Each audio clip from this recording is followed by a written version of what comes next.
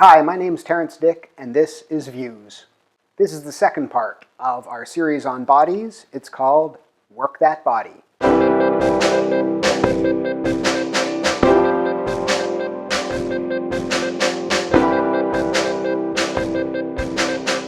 the late 60s, you'd have artists who shifted from using their bodies, using themselves as content and using them as a medium in a sense. We're going to be looking at Suzy Lake, who is a Canadian artist who from that time began using herself front and center in her photographic work to not tell a story about Suzy Lake, but in a sense use her body as a surface on which to represent certain ideas. So you see in her work, her playing around the ways in which the self is created or projected or determined. In her early work, when she's strung up like a marionette, it dramatizes the way in which we are constructed externally.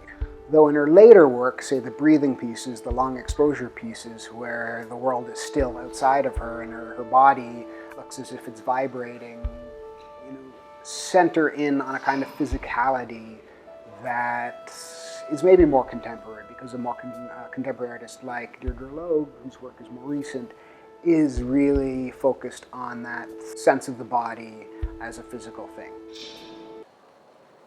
This is Deirdre Logue's exhibition at A Space in Toronto. She's a video artist who puts her body front and center.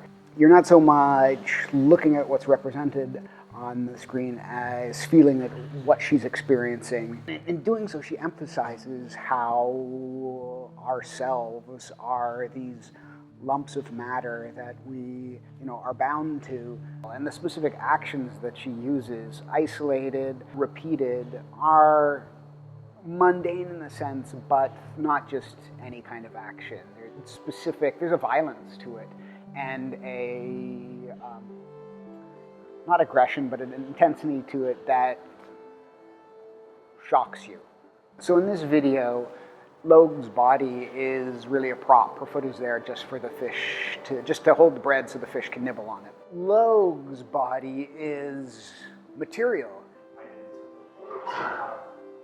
We missed it. When I said that Logue kind of treated the body as a material, here in a sense she treats it as an instrument, as the conduit through which the artist communicates. She takes that identification, that empathy to the next level by collaborating with Vibrafusion Lab to include interfaces that turn visual and audio material to kind of haptic material, sensorial material. So you literally feel the videos.